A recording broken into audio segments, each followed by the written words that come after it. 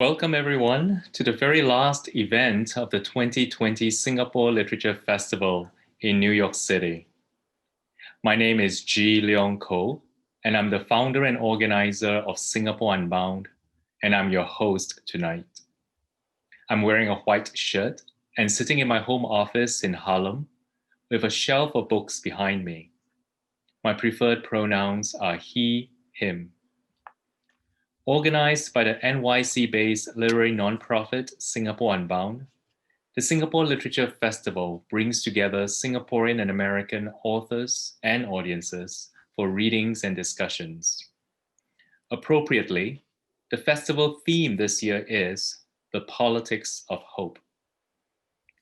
We acknowledge gratefully the sponsorship of Ethos Books and many private champions, as well as the support of our co-presenters, New Narrative, the Evergreen Review, Asia Society, Adelphi University's MFA program and Soapbox series, NYU English Department's Post-Colonial Race and Diaspora Studies Colloquium, the Southeast Asian Studies program at the University of California, Riverside, and Books Actually. Tonight, we will hear the scholar, poet, and activist Jackie Wang speak on the necessity and future of prison abolition. Our co-presenter for this event is the Evergreen Review. Let me first introduce you to our event moderator, Kirsten Han. Kirsten Han is a Singaporean freelance journalist and curator of the newsletter We, the Citizens. Her work often revolves around the theme of social justice, human rights, politics, and democracy, with bylines in publications such as The Guardian, The New York Times, The Washington Post, and Foreign Policy. She received an honorable mention from the World Justice Project's Anthony Lewis Prize for Exceptional Rule of Law Journalism in 2018, and a Human Rights Press Award for her commentaries on fake news and freedom of expression in 2019. Kirsten is also a founding member of We Believe in Second Chances, a group advocating for the abolition of the death penalty in Singapore. Please welcome Kirsten. Before I go, I will ask all our speakers to speak slowly and clearly so that the closed captioner can capture what you say. Thank you. Over to you, Kirsten. Thanks, G. So hi, everyone. My name is Kirsten Han. I'm wearing a black shirt with a smiley face on it. And for people who've been following, the smiley face is the same one that was used by the activist Jonathan Wang when he was standing in solidarity with climate strikers in Singapore. And he's also being investigated for holding up this smiley face in public. I'm sitting in my spare room, which is a bare white room and has an exercise ball behind me, which I can't quite explain. And my preferred pronouns are she, her. So tonight, I'm pleased to introduce our speaker, Jackie Wang. Jackie is a scholar, poet, multimedia artist, and assistant professor of culture and media studies at the New School's Eugene Lang College. She is the author of Carceral Capitalism, a book on the racial, economic, political, legal, and technological dimensions of the US carceral state. In addition to her scholarship, her creative work includes the forthcoming poetry collection, The Sunflower Cast, A Spell to Save Us from the Void, and the experimental essay collection, Alien Daughters Walk into the Sun. And so without further ado, I'd just like to invite Jackie to give her closing address. Greetings, everyone. Thank you so much for having me give the keynote address at Singapore Unbound. It's a huge honor for me to be here. I am sitting in my home office, which is really just a corner of a bedroom in my house, wearing a black and white dress, and I've got my favorite symbol to my left, it's a sunflower next to me. And I'm going to talk about abolition tonight, but I wanted to talk more broadly about the context of the coronavirus pandemic, and think about abolition in relation to everything that's happening in the world. But I wanted to start with a little meditation on an image and a quote from Walter Benjamin. So I'm going to share my screen now.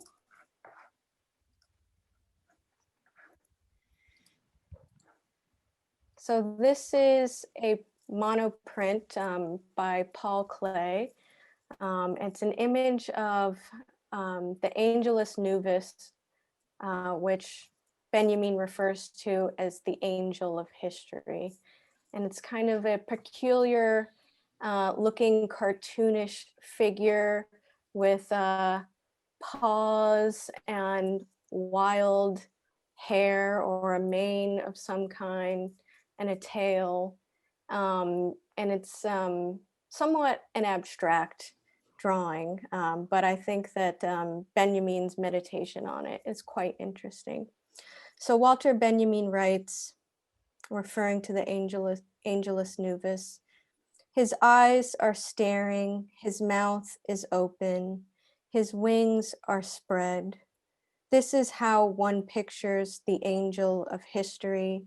His face is turned towards the past. Where we perceive a chain of events, he sees one single catastrophe which keeps piling wreckage and hurls it in front of his feet. The angel would like to stay, awaken the dead, and make whole what has been smashed. But a storm is blowing in from paradise. It has got caught in his wings with such a violence that the angel can no longer close them. The storm irresistibly propels him into the future, to which his back is turned, while the pile of debris before him grows skyward. This is what we call progress.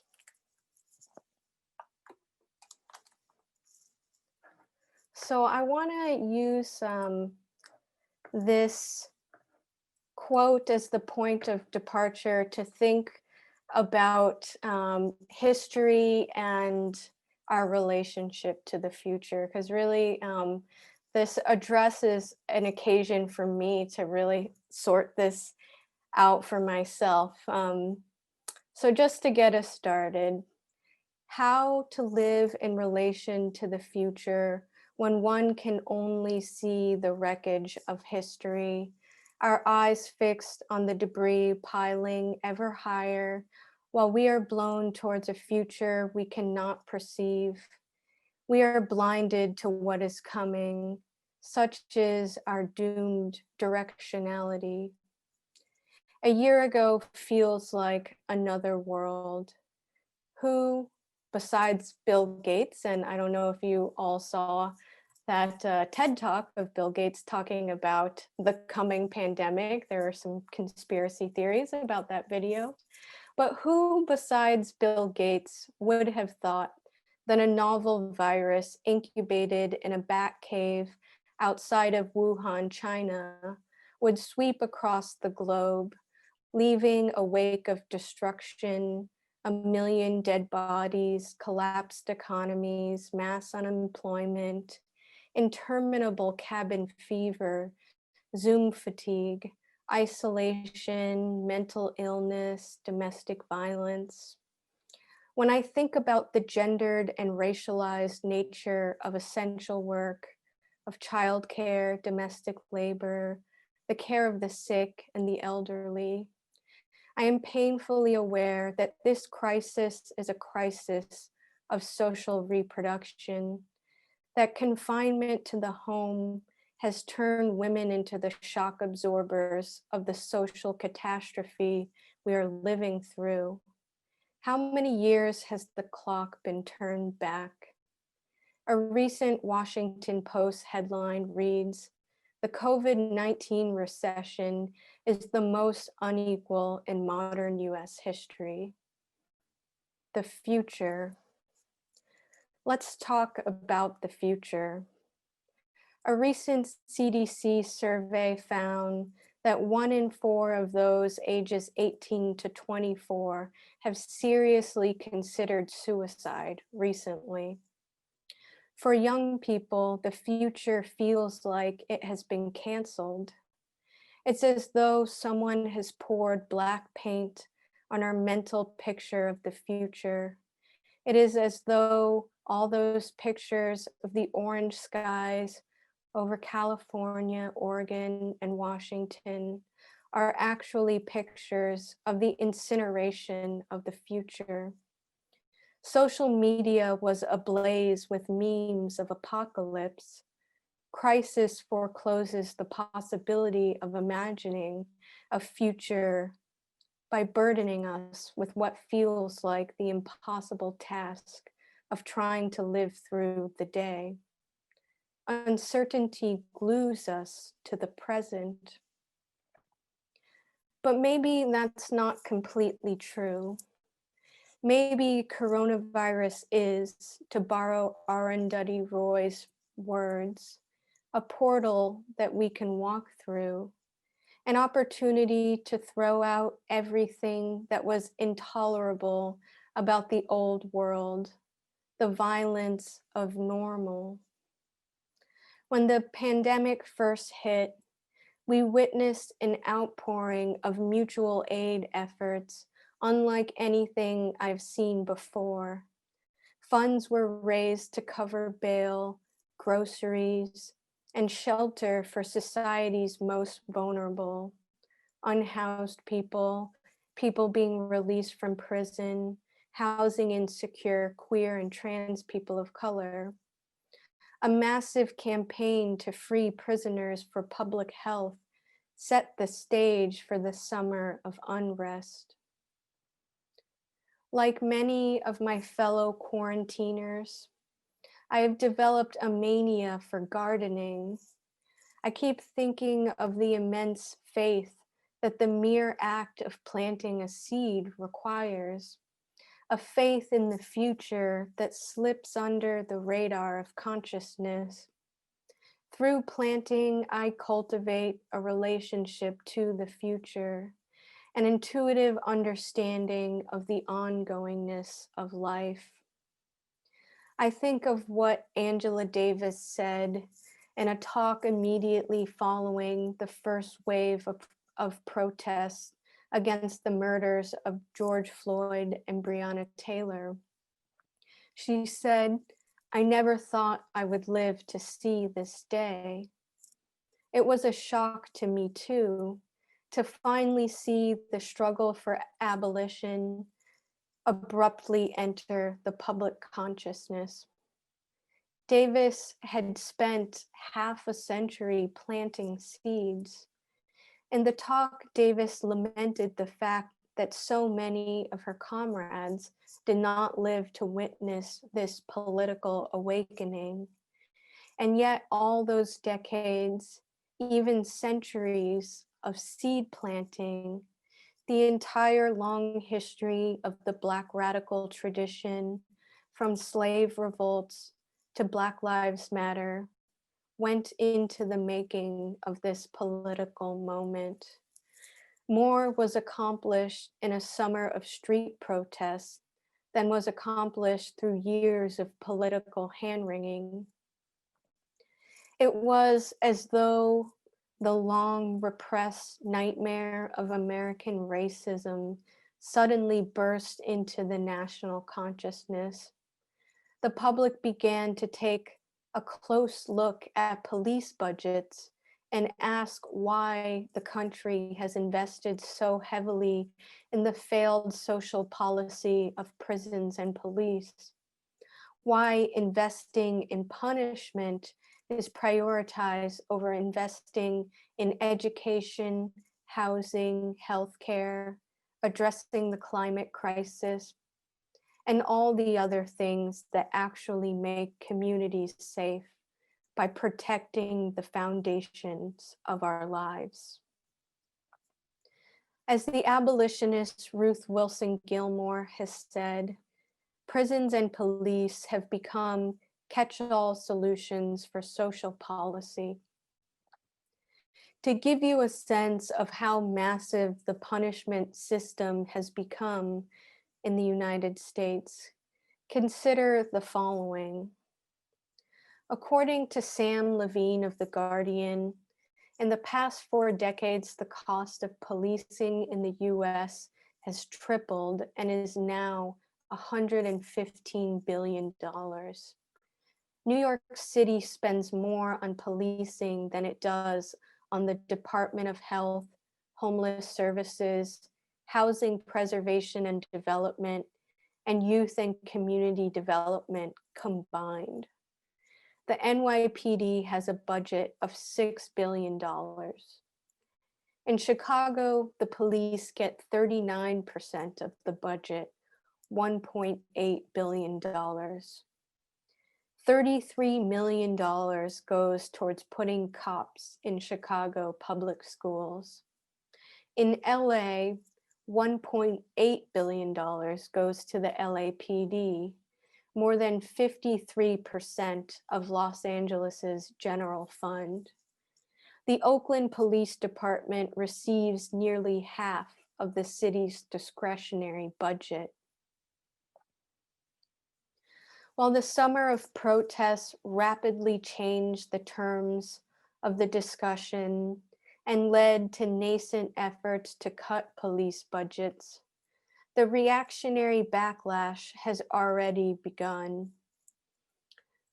Politicians on both sides are vying for the claim to being the biggest champion of law and order. Democrats propose dispersing federal funds to law enforcement to help reform the police, despite the fact that history has demonstrated that increasing funding for police and prisons under the smokescreen of reform merely expands punitive policing and the capacity to incarcerate ever greater numbers of people. History is not linear. There's no moral arc to the universe, but rather moments of abrupt rupture that emerge out of a chaotic confluence of factors. To speak of hope in the face of the radical unknowability of the future, in an era of quantum politics, at a time when white supremacists are marching in the streets and far-right nationalists are gaining power across the world, feels like an act of rhetorical legerdemain. Sometimes when I look at the past, all I see is the terrible, endless churn of life and death, countless unmarked graves, the ravaging forces of capitalism laying waste to the planet. But somewhere there is a swarm of bards who distill that pain in a song sung, looking down at the wreckage of history, watching the churn, while the cries of the vanquished souls bellow from the void. It is the cry of George Floyd for his mother as the breath of life slowly left his body, and how the world heard that cry when the officer Derek Chauvin did not. It was intolerable. See the chasm of history opening. 1 million bodies are falling into the river once and for all. An ancient wind blows from beyond to stitch all of time together, change the flow, change the direction. One morning when I was in teletherapy with my psychoanalyst, I was agonizing over what I would say to my students. I sense their morale is low, I said. I need to give them a pep talk, but I haven't got anything comforting to say except that you never know when the seeds you plant will take. Perhaps, my therapist replied, the best we can do is take the long view of history. So I say to you tonight or today, wherever you are, remind yourself of the radical impermanence of everything you assume to be fixed. How frightening it is to live in a state of flux. How appealing the status quo becomes during these moments. Yet it is only during such moments that that radical change becomes possible. Friedrich Nietzsche once wrote, "Remain true to the earth and believe not those who speak to you of otherworldly hopes." To plant seeds in dark times is not a retreat into a fantasy of salvation, nor does it make you a hope-peddling Pollyanna. It is stewardship of the earth.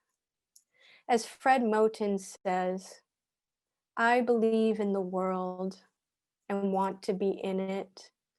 I want to be in it all the way to the end of it because I believe in another world inside the world. Thank you.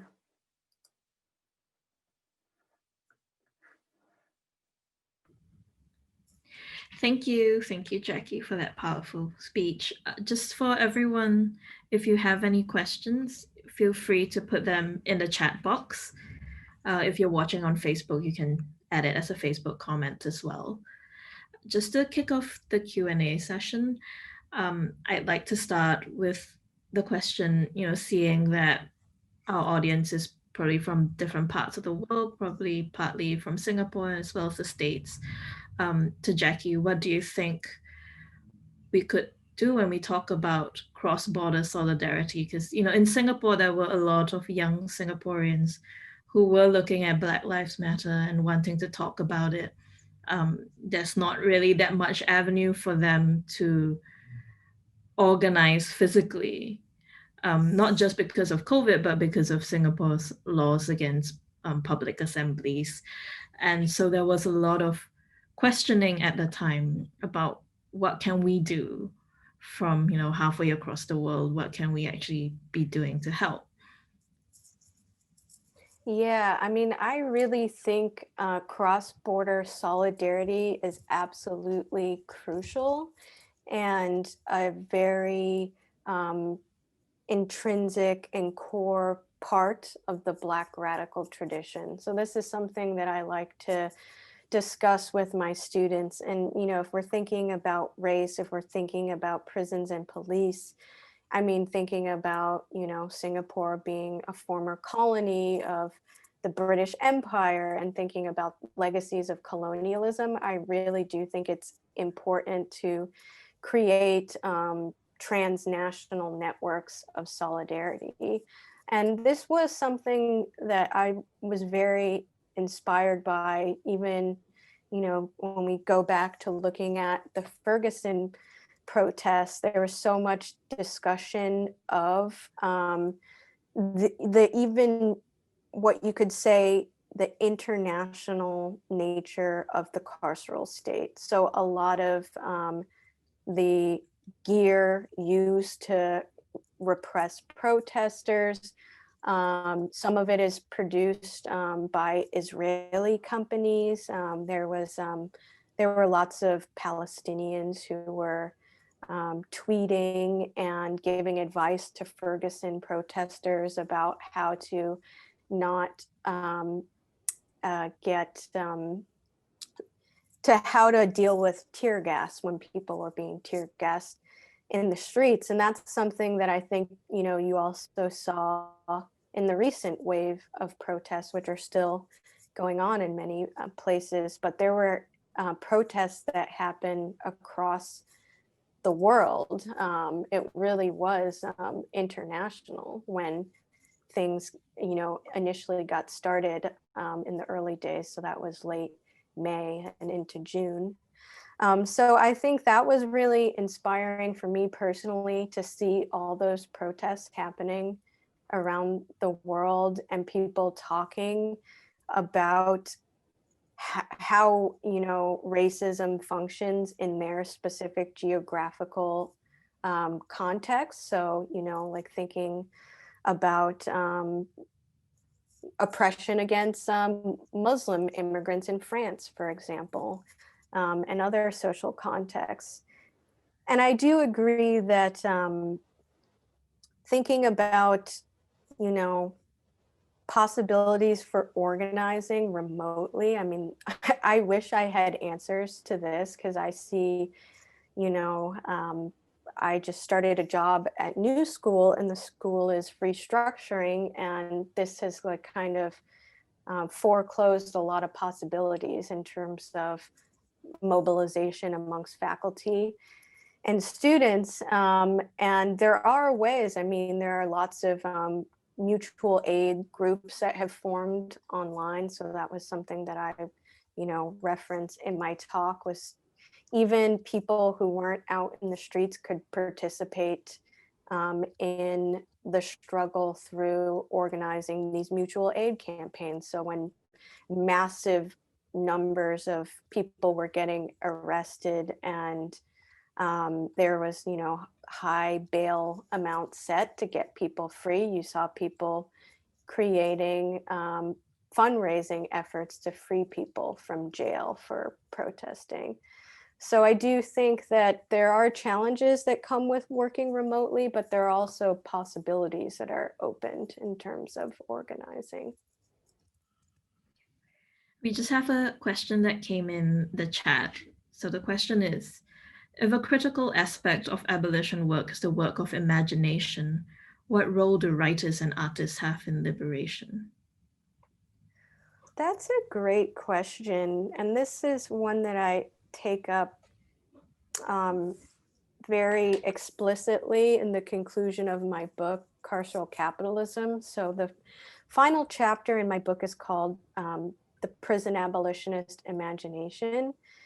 And I wanted to include, well, I'm a poet and I don't like compartmentalizing different parts of my body of work. And so I decided to write a poetic outro to the book where I started to think, about the role, not even the role of artists and writers in the struggle, but just the imaginative work that goes into social movements. I'm inspired by the anti-colonial revolutionary Frantz Fanon, and he writes about how consciousness itself changes in the process of revolt. So even when we think about imagination, it isn't like the visionary artist creates like this picture of what the world could be and then puts it out in the world, but it's actually through living through that moment, through engaging in the struggle, that new things become even imaginatively possible. So when I was thinking about, how to end my book, Carceral Capitalism, I started thinking about new rhythms of being that are opened up by political struggle, but also, the role of rhythm in poetry. I really like that, poetry can create a new vibrational field that makes things feel possible in ways that they didn't feel before. So for me, that's kind of how I think of the relationship between art and politics. It's like, I guess you could say, a dialectical process. I think that's interesting because, one of my other questions for you before was just thinking about it in the Singapore context, because I had with Black Lives Matter going on, a young Singaporean came up to me and said, well, if you're working on abolishing the death penalty, have you considered just saying that Singapore should abolish prisons? And that struck me as, my first reaction was that that's a bridge too far, because people are already very angry at me for wanting to abolish the death penalty. And then we started talking about how would you broach this subject to somebody who has not really thought about it before, has no concept of what, might be meant when people say abolish prisons or defund the police, and actually they feel quite anxious and upset by the idea, because they hear it and the knee jerk is you don't want safety, which is a very big deal in Singapore. A lot of people are very concerned about law and order. In fact, they justify the death penalty because of law and order. And so that was one of these conversations that we had, like, how would you even broach that? And I think in your previous question, I think that, that gives the idea that perhaps artists and poets could also be part of that first step to raising the idea. But how else would you think we could go? What's your experience in talking to people about this? It's really interesting because it changed very fast. I mean, I talk about abolition in my book, and I've been talking about my book at events for a couple of years now, and I would always get lots of trolls who would say this is completely crazy as an idea. My apologies for using ableist language there, but that's the response that I got from people when I broached the topic of abolition at events. And one way that I like to kind of, and I don't blame people for being raised in a context where that is the norm that is instilled in people. Like, punitivity is so deep in American culture, and from what I've read, Singaporean culture as well. So what I try to do when I talk about the US context is take people back to the early days of the rise of what we call mass incarceration. So we're talking, the 1970s, when it was looking like prisons might become obsolete as an institution. Suddenly you have a very rapid spike in the rate of incarceration, and it just continued to grow up until basically like post 2008. Forced those numbers down a little bit, but they haven't really budged very much at all. So when you look at, when you try to think historically about what was happening, I mean, there were massive changes happening in the economy of the United States. There was the move, jobs were moving from cities to suburbs and abroad.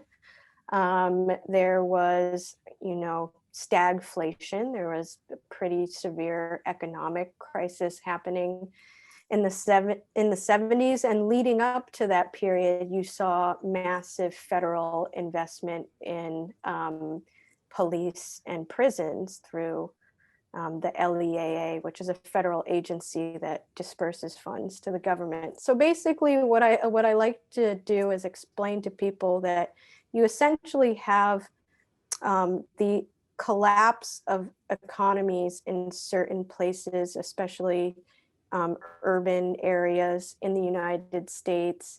And to absorb those people, prisons become the social policy that is implemented to deal with these various crises created by the restructuring of the economy. And so it wasn't just that suddenly people just decided to commit more crime and they just have way more people incarcerated because of out of control crime rate. It was a policy decision that the country made. So when I think, so I try to walk people through the history, and then, talk people through this question of what is the function of prisons. Is it allegedly, it's, most people who go to prison will be released at some point, and is it actually to make people whole so they can become participants in a community after being released, or is it punishment? And I think that in the United States we want it both ways. Like, it's a highly punitive culture, but also there is this illusion of caring about rehabilitation, but it doesn't make communities safer. And I really do think that investing in other ways, such as education, housing, healthcare, jobs, these kinds of things, putting the money there is much more effective as social policy in terms of making communities safer. I was reading a little bit about the Singaporean context and how, like, bad the recidivism rate is in Singapore. So maybe that's one way you can start the conversation, talk about, well, it's not actually succeeding as a policy in terms of making the place safer. So I think trying to redefine safety, not as having police and prisons to respond to things that are happening, but making people whole. So you actually create foundation for people's lives. I think you're right. Like, in Singapore, we definitely do want it both ways, because it is very much about prisons being punishment and deterrence. But at the same time, the Singapore prison actively refers to themselves as the captains of lives.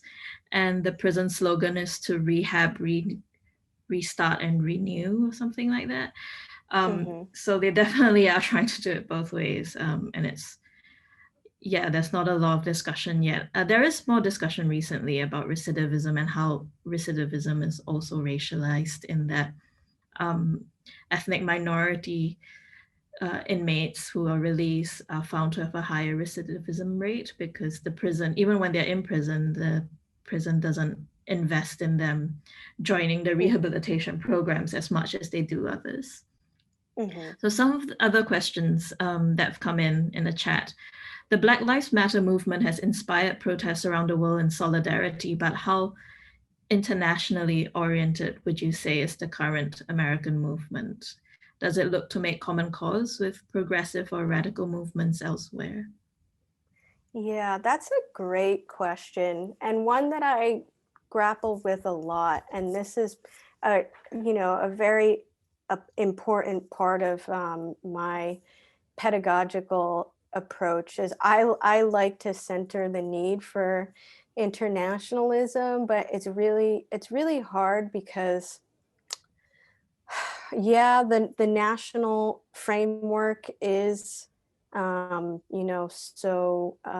so deeply entrenched, but also I feel like the radicals that we're looking to in this moment, people like Angela Davis, they come out of a different political moment where there was a third world solidarity global movement. There was the backdrop of the Cold War.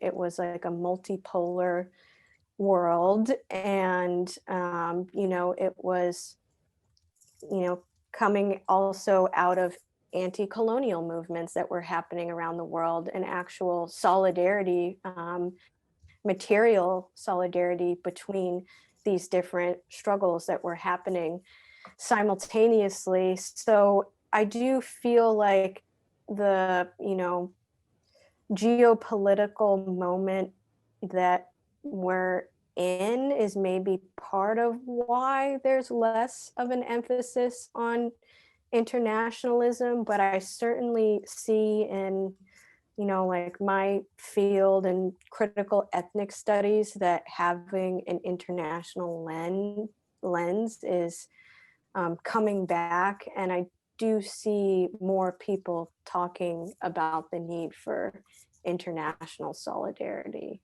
But I did a lot of research in Angela Davis's papers, and she was so deeply connected to different struggles that were happening all across the globe. And, you know, since she was a communist, she had ties to socialist and communist movements in Latin America and the Soviet Union and, you know, Asia as well. So, yeah, I do hope, though, that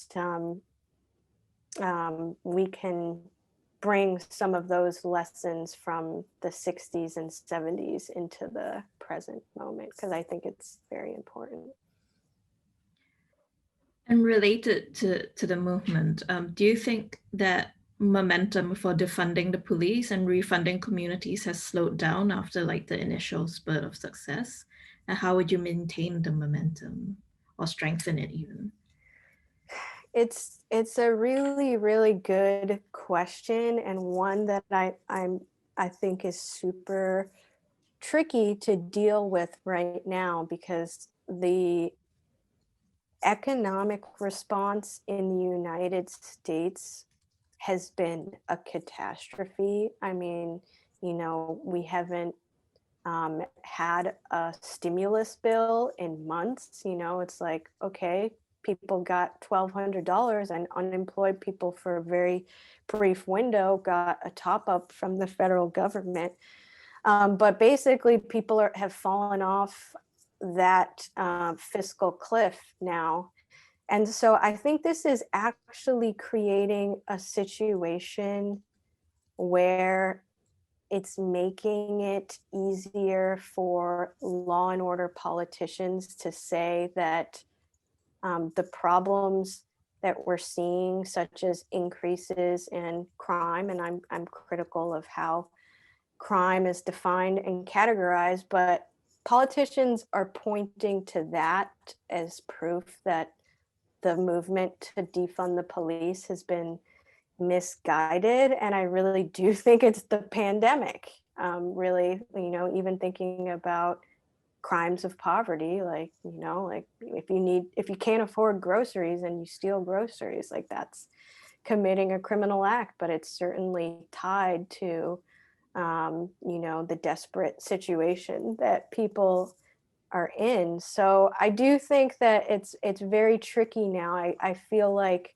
there has been a backlash against the movement to defund the police. And I really hope that people can push back against that narrative and disaggregate, you know, like, well, we're living in a pandemic, and some of the social fallout that we're seeing is a direct result of the pandemic. We can't blame the movement to defund the police for these things that are happening. So I do think that there has been backlash in maybe the last month and a half, but I do feel hopeful because, you know, it is in some ways a generational thing. You know, I talk to my students and they're still very much motivated to continue this, you know, fight. And you know, even though some of, I guess, you know, people who are kind of the centrist wing of the Democratic Party. I mean, I just like look at my parents to try to index where the political mood is at in amongst that demographic. And I think amongst, you know, the boomer generation, that there is like a pivot to law and order that is happening. But we'll see. I mean, like I was saying in my talk, there was this opening that happened in the summer and a radical transformation of the conversation. Now we're seeing some recuperation happening, but I do hope that the groundwork is being created for that work to continue. And there's one more question here for both of us, actually. So going off the remark that your psychoanalyst made about taking the long view of history brings up a tension between the near-far focal distance of seeing into the past and also the future. Optically, if you focus on one, another falls out of the depth of field. So the question is asking for both of us to reflect on how we balance the near-term acute activism that you're a part of and the long-distance movements for structural change that you are each motivated by. Ooh, that's a good question, because it is a matter, I mean, if we think even not just like in terms of vision, but the capacity to hold the present and the future, you can't hold them both in your mind at the same time. I mean, we're kind of doing this thing mentally where we're like present and, oh, there's the thing that I have to do, but our mind wanders into the future, and then it goes to the past. And maybe being in quarantine sends us into our past in a way that we're usually not, because we're like in the flow of life when the world is open.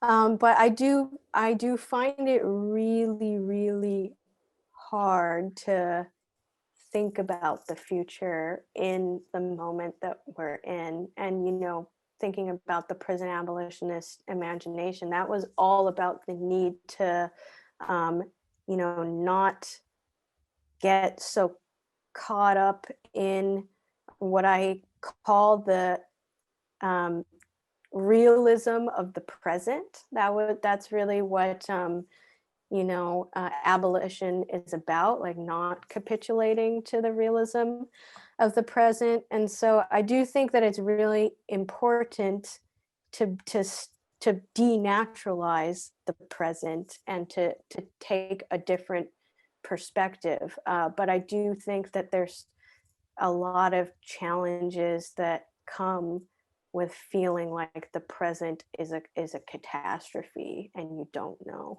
what you're going to do, because there are just so many immediate things coming at you, whether it's paying your rent or, the question of whether or not you're going to have a job.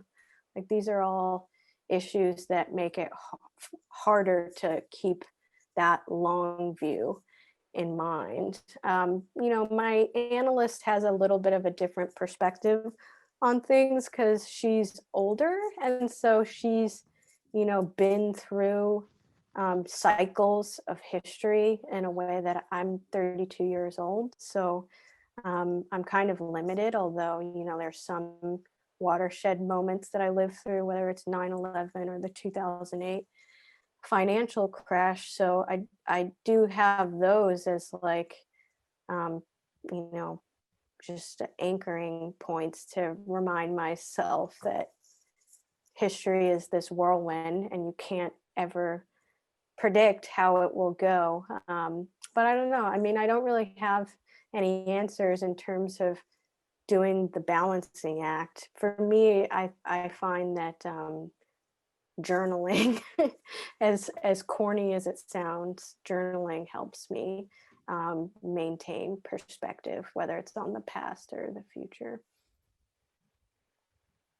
Yeah, for me, I think so. Like the most kind of clear example of this struggle between the demands of the present and also the future in the stuff that I do is, for example, when there's like an imminent execution in Singapore and all our attention is on this one inmate, And sometimes I get a little bit frustrated because I'm like, then we're not talking about systemic issues, right? The whole conversation veers into how sorry we are for this one person. And sometimes I feel really dissatisfied that like we're not actually talking about this kind of entire system. And sometimes the people we're talking to about this issue aren't even thinking about the death penalty. They're just like, oh, this guy is so young, that's so sad. But at the same time, you can't deny that we need to have this razor sharp focus because it's like 3 days to execution and there's just no time. And so constantly this kind of struggle between what's really, really urgent now, and there always is something that seems really, really urgent now, and the future.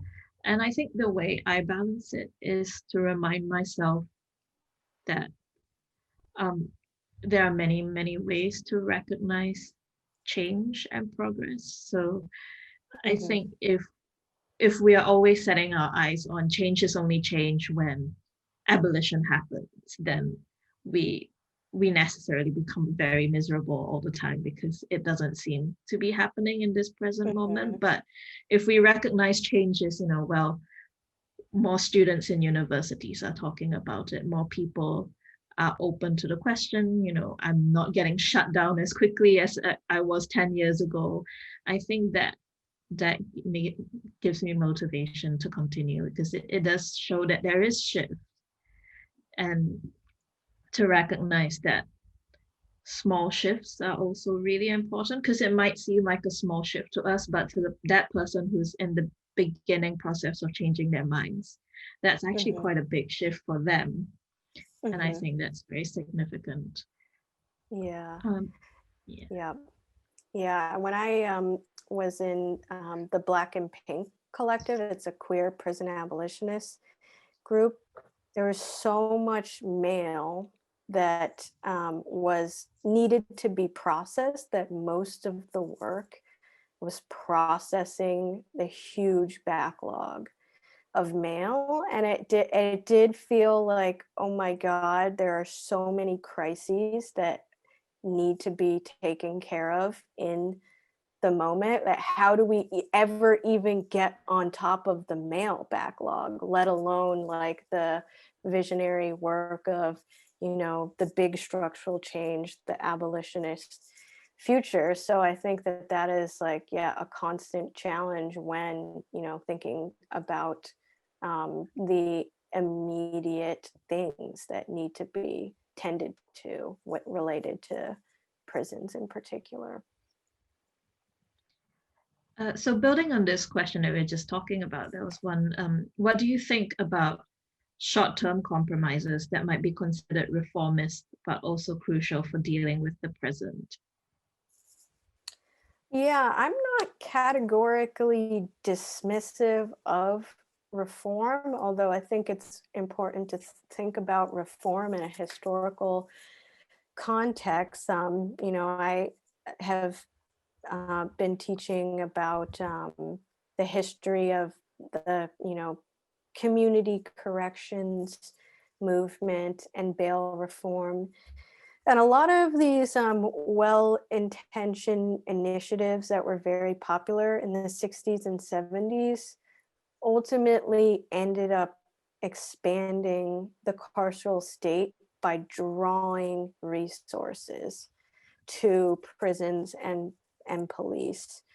And so for me, I mean, there are like lots of different ways to think about this. Critical resistance has very useful worksheets that you can like go through the different reforms, and it like gives you an analysis of whether it could be an abolitionist reform or whether it's a reformist reform. And I do think for me, one of the key things is this question of whether the reform can expand prisons and police by drawing more resources to prisons and police. So, that also includes Joe Biden's plan to disperse hundreds of millions of dollars in federal funds to police departments. He says to make them better, But, you know, I don't think he will really. It's like that was, you know, what was the justification in the early days of the buildup of the prison system was, we're going to make prisons better. They're crumbling. They need to be modernized. We're going to inject a ton of money into modernizing prisons and police, and this will make them more humane. This will make police departments better functioning. There are all these arguments that were given, that were reform arguments that were given to transferring that money for prisons and police. So I do think that if we look at the lessons of history, you know, where did that leave us? We, you know, exploding police budgets, as I talked about in my talk, and then like massive expansion of the capacity to incarcerate people. So for me, I like to ask the question of, is it going to disperse more money to police departments or to prisons? And so we have about 5 minutes left. So I'm just gonna combine a few of the questions. And so the question is, do you think that one of the reasons that people might be against the abolitionist approach or put off by, you know, the slogan or the idea of defunding the police is that because there isn't enough emphasis on fair transitions and what, you know, defunding the police would actually entail? Mm-hmm. Yeah, that's a very good question. I think that if you actually talk to abolitionists who have been working on these issues for decades, they have very, very, very thoughtful ideas about transformative justice, alternative processes of, you know, community accountability, these kinds of things, but also about what kinds of social policies could replace investment in prisons and police. So I do think that there's a bit of a disconnect between, you know, like the hashtag defund the police as a social media phenomenon versus, you know, the actual thoughtful work that people have been doing for a very long time to try to actually think about these things and, you know, create community infrastructure.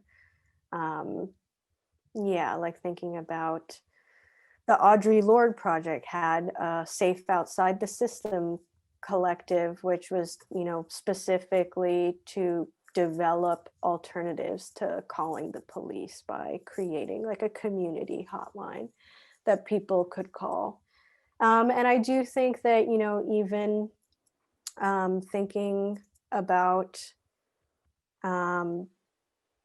very, very basic things like, if someone is having a mental health crisis, is there a phone line they can call that isn't the police? A lot of places, the only option is, you know, calling the police. The police aren't trained to deal with people who are having mental health crises. And so, you know, that's something that is like one of the things that you can try to implement right away. It's like, okay, what are the kinds of situations that police deal with because it's the catch-all social policy that we have in place, and what are the things that we can create to you know, address those kinds of situations when they happen, so it isn't the police dealing with them.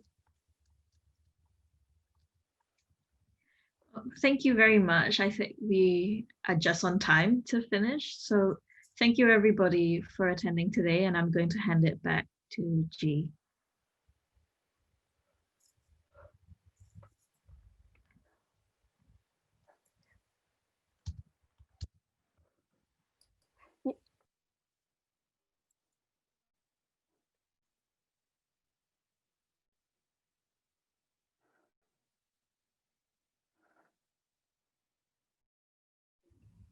Haji, I think you're muted. Oh, sorry. Yep, I will say that again. Thank you so much, Kirsten, for moderating this very interesting and enlightening conversation.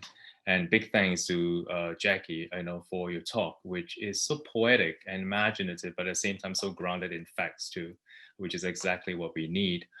Thank you for actually, your assessment of the current moment, and pointing out a few touchstones for judging progress or regression ahead, but especially for reminding us that these things, we do need a historical perspective, and for giving us a wonderful metaphor of the seed and planting the seed, reminding us that whatever fruit we might be reaping at this moment has been planted a long time ago by generations of activists before us. So thank you so much, Jackie, for all that encouragement that you've given us tonight. To the audience, everybody, thank you so much for joining us tonight. Please check out Carceral Capitalism, the book by Jackie Wang, and also We the Citizens newsletter by Kirsten Han. The links are given in chat for your convenience. Now, with the upcoming presidential election in the US, the fate of democracy is very much on our minds. If you would like to turn out to the vote, do check out these two organizations in chat, which are mobilizing ordinary citizens to prevent voter suppression and to increase turnout. We hope you've enjoyed this event brought to you by Singapore Unbound. We couldn't have put up this whole festival without the support of our authors, moderators, donors, and co-presenters. I want to give a special shout out to the festival organizing team, who have been so incredibly creative, talented, and passionate about our work. So big thanks go to our concept consultant, Melinda Lau, our design consultant, Flora Chan, our publicity consultant, Ali Chua, our technical consultant, Hendrik Cheng, our event managers, Kimberly Lim, Judy Luo, and Janelle Tan, our social media team, Jiaxing Chu, Zhen Qi Dio, Jade On, Jiaoyang Li, and Emily von Bostel, our video editor, Thompson T, and last but certainly not least, our closed captioners, Kendrick Lu, Melinda Lau, Zhen Qi Dio, and Jiaxing Chu. You guys rock. Now, if you like what Singapore Unbound is doing for cultural exchange, freedom of expression, and equal rights, please consider making a generous donation at Fractured Atlas, our fiscal sponsor. We rely on champions like you to do the work that we do. Thank you, everyone, for joining us for the 2020 Singapore Literature Festival in NYC digital version. We hope to see you in 2022 when the 5th edition of the festival rolls round. In the meantime, stay safe, do good, and take care of one another. Goodbye, everyone, and good luck.